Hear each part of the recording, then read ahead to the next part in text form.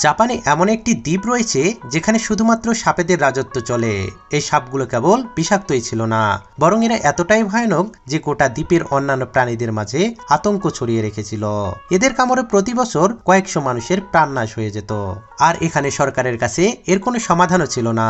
হঠাৎ একদিন জাপানের সরকার এমন এক সিদ্ধান্ত নেয় যা কেবল ওই দ্বীপের অধিবাসীরা নয়, বরং সম্পূর্ণ জাপানিরাই হতবাক হয়ে যায়। সাপেদের বংশকে ধ্বংস করার জন্য তারা আমাদের দেশ থেকে কিছু বেজি নিয়ে এসে ওই দ্বীপে ছেড়ে দেয়। বেজি এমন এক প্রাণী যারা সাপেদের তাড়া করার জন্য আর মারার জন্য বিখ্যাত। এরা সাপ হত্যা করাকে এক ধরনের খেলা মনে করে। জাপানি বিজ্ঞানীদের কাছে এটাই একমাত্র উত্তম সমাধান বলে মনে হয়েছিল, কিন্তু তখন কেউ ভাবেনি এমন অদ্ভুত সিদ্ধান্তের কতটা ভয়ানক পরিণাম হতে পারে। এটা এমন এক সিদ্ধান্ত ছিল যা প্রকৃতির নিয়মকে ভঙ্গ করে, কিন্তু প্রকৃতির সঙ্গে খেলার পরিণাম যে কতটা ভয়ানক হতে পারে জাপানিরা 25 বছর পর তা হারে হারে টের পায়। 1970 দশকের দিকে জাপানের আমামি ওসিমা আইল্যান্ডে বসবাসকারী জনগণ এক ভয়ানক শত্রুর আক্রমণের সম্মুখীন হতে থাকে, যার নাম হাবু সাপ। পুরো ওসিমা দ্বীপ জুড়ে এই সাপ সবলের তাণ্ডব চালিয়ে বেড়াতে শুরু করে, কারণ এরা পুরো দ্বীপে ছড়িয়ে পড়েছে। প্রতি মাসে প্রায় 100 জনের বেশি ব্যক্তি এই সাপের কামড়ের শিকার হতো। হাবু সাপ অন্যান্য বিষধর সাপেদের থেকে অনেক বেশি বিষাক্ত। এর কামড়ে ব্যক্তির উচ্চ রক্তচাপ আর বমি হতে থাকে, আর সঠিক সময় চিকিৎসা না করলে ব্যক্তির মৃত্যু নিশ্চিত। বেশিরভাগ এই সাপগুলো চাষযোগ্য জমি আর পশুপালন এরিয়াতে বাস করত, আর এই কারণে মাঝে মধ্যেই চাষীদের পা এই সাপের গায়ে ভুল করে পড়ে যেত। সমস্যা হলো সেই সময় এই সাপের বিষের জন্য কোনো প্রতিষেধক ছিল না।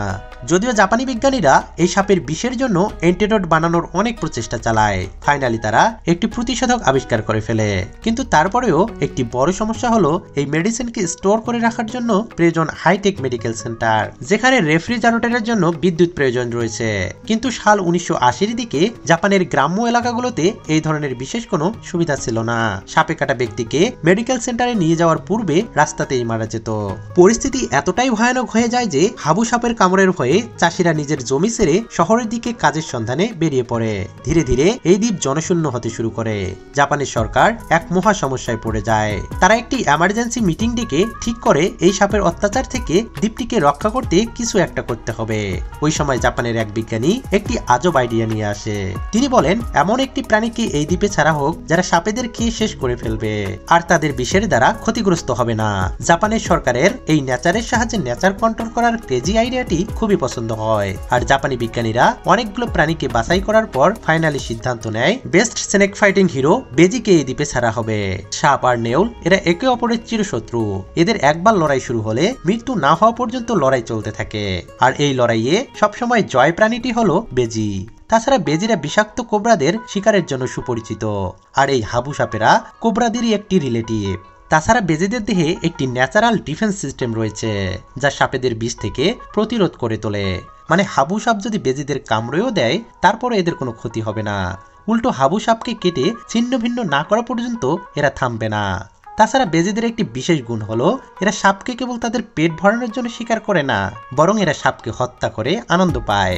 মানে এদের খিদে না থাকলেও যদি কোনো সাপকে দেখতে পায় তাহলে সেই বেজি সাপকে জীবিত ছাড়ে না। কিন্তু এখানে একটি সমস্যা রয়েছে, বেজিরা জাপানের স্থানীয় নয়। এদেরকে মূলত ভারত, বাংলাদেশ, পাকিস্তান, নেপাল আর ভুটানের মতো দেশে দেখা যায়, যেখানে ওয়াইল্ড লাইফ জাপানের থেকে সম্পূর্ণ ভিন্ন। জাপানি বিজ্ঞানীরা এই সমস্ত দেশ থেকে 30টা বেজি নিয়ে এসে আসামি অমিমা দ্বীপে ছেড়ে দেয়, আর তারা নিশ্চিত হয় যে এবারে তাদের সমস্যার সমাধান হবেই। তারা এক ঢিলে দুটো পাখি মারতে চেয়েছিল। এই বেজিগুলো সাপ আর ইঁদুর দুজনের অত্যাচার থেকে দ্বীপটাকে বাঁচাবে। কিন্তু কয়েক বছর পর যখন তাদের সংখ্যা 30 থেকে 30,000-এ পৌঁছে যায়, তখন এদের বিহেভ দেখে জাপানি বিজ্ঞানীরা হতবাক হয়ে যায়। তারা লক্ষ্য করে এই বেজিগুলো সাপ শিকারের ওপর কোনো রকম রুচি দেখায়নি, উল্টো সাপের সাথে তাদের সংখ্যা বেড়েই চলেছে। আসলে হাবু সাপ একটি নিশাচর প্রাণী। এরা কেবল রাতের বেলায় তাদের গর্ত থেকে বের হয়, আর বেজিরা রাত হয়ে গেলে শিকার করে না। আর যদি দিনের বেলায় এরা মুখোমুখিও হয় তারপরেও বেজিরা এদের হত্যা করতে কোনো রকম ইন্টারেস্ট দেখাতো না। উপরন্তু প্রতিটা ঔষধের যেমন সাইড ইফেক্ট থাকে ঠিক তেমনি এই মিশনের একটি সাইড ইফেক্ট দেখা দেয়। দিনে সাপ না পাওয়ায় তারা পেট ভরানোর জন্য এই দ্বীপের ছোট আকারের দুর্লভ খরগোশদের ধরে খাওয়া শুরু করে দেয়। শুধু তাই নয়, এখানে স্থানীয় পাখিদের সংখ্যা বিলুপ্তির পথে নিয়ে যায়। এই বেজিরা গাছে উঠে পাখিদের বাসা থেকে ডিম চুরি করে খেয়ে নিত। সেই সাথে এরা চাষীদের ফসলকেও নষ্ট করা শুরু করে। মোট কথা, জাপানি বিজ্ঞানীরা যে পরিকল্পনা নিয়ে তাদের মিশন শুরু করেছিল তারা সফল হয়নি। উল্টো সাপের অত্যাচারের সাথে আরো এক নতুন সমস্যায় জড়িয়ে পড়ে। 1980-র দিকে যেখানে জাপানে 30টা বেজি ছাড়া হয়েছিল, 25 বছর পর এদের সংখ্যা হয়ে যায় প্রায় 50,000। আর এরা তাদের শত্রু ছেড়ে এই দ্বীপের মূল প্রাণীকেই নষ্ট করা শুরু করেছে। স্থানীয় মানুষরা হঠাৎ করেই নিজেদের চারপাশে বিশাল পরিবর্তন লক্ষ্য করে। যেসব প্রাণীদের তারা দেখতে পেত তাদের অনেকে অদৃশ্য হয়ে যেতে শুরু করে। হঠাৎ এমন চেঞ্জ দেখে তারা সহজেই বুঝে যায় যে বেজিরা সাপ মারছে না, বরং তারা প্রাকৃতিক বিপর্যয় ঘটাচ্ছে। জাপানি বিজ্ঞানীদের আর বুঝতে বাকি নেই, এভাবে চলতে থাকলে একটা সময় জাপানের মূল জীববৈচিত্র্যকে এরা নষ্ট করে দেবে। এরপর শুরু হয় আরো এক নতুন যুদ্ধ। এবারে যুদ্ধ মানুষ আর বেজির মধ্যে। 2000 সালের দিকে বেজি ধরার জন্য এক বড় মিশন শুরু হয়। মানুষ ফাঁদ বসালো আর কুকুরের সাহায্য নিল। লোকজনের মধ্যে আতঙ্ক ছড়িয়ে পড়লো। বেজির সংখ্যা ক্রমেশই বেড়ে চলেছে। আর মানুষ বুঝতে পারলো তাদের নতুন শত্রুর মোকাবেলা করা এখন প্রতিনিয়ত কঠিন হয়ে যাচ্ছে। জাপানের সরকার অবশেষে এই মহাবিপদের গুরুত্ব বুঝতে পারে, আর তাই তো তারা 2000 সালের শুরুর দিকে বেজিমুক্ত অপারেশন ঘোষণা করে। এদেরকে ধরার জন্য সরকার থেকে সরাসরি আদেশ ঘোষণা করা হয়। সরকার বেজি ধরার জন্য এক বিশেষ দল গঠন করে। সমগ্র আমামি ওসিমা দ্বীপ জুড়ে এক বিশাল অভিযান শুরু হয়। কিন্তু বেজির মতো ছোট আর দ্রুত প্রাণীকে বন্দী করা এতটা সহজ কাজ ছিল না।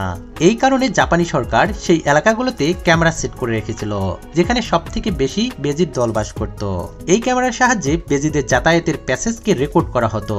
আর ওই রাস্তাগুলোতে বেজিদের বন্দী করার জন্য এক বিশেষ ট্র্যাপ সেট করে রাখত।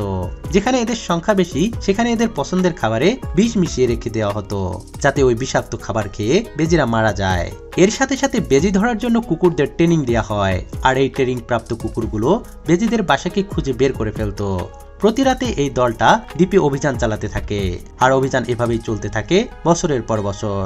অবশেষে 2018 সালে জাপানের সরকার ঘোষণা করে আমামি ওসিমা দ্বীপ এখন সম্পূর্ণ বেজি মুক্ত। এই মিশনে প্রায় 40,000 বেজিদের বন্দী করা হয়েছিল, আর বাকিদের বিষ দিয়ে মেরে ফেলা হয়। শুনতে দুঃখজনক লাগলেও তাদের কাছে আর কোনো উপায়ও ছিল না। এই বেজির দল প্রায় 15টা প্রজাতির প্রাণীকে নষ্ট করে দিয়েছে। ইতিমধ্যে এই সাপের কামড়ের সংখ্যাও ক্রমশ কমে আসে। তবে এর কারণ বেজিরা নয়, বরং এই দ্বীপের মানুষের প্রচেষ্টায়। হাবু সাপেদের জন্য এখানে জনগণ বিভিন্ন ধরনের ট্র্যাপ সেট করা শুরু করে। 2005 সালের পর থেকে এখানে অ্যান্টিভেনাম অ্যাভেলেবেল হয়ে যায়। বর্তমানে আমামি ওসিমায় আর বেজিদের দেখা যায় না, কিন্তু এখনো এই দ্বীপে হাবু সাপ আর ইঁদুর কমন প্রাণী। কিন্তু আসল ঘটনা কি তাহলে এখানেই শেষ? দুঃখের সাথে বলতে হয়, বেজিদের সাথে কয়েক দশক ধরে লড়াই করার পর মানুষের জয় হয়েছিল ঠিকই, কিন্তু সেই সকল বেজির দল দ্বীপটার যে ক্ষতি করেছে তা এখনো অপূরণীয়। কারণ এখনো এই দ্বীপ জীববৈচিত্র্যকে পুরোপুরিভাবে রিকভার করতে পারেনি।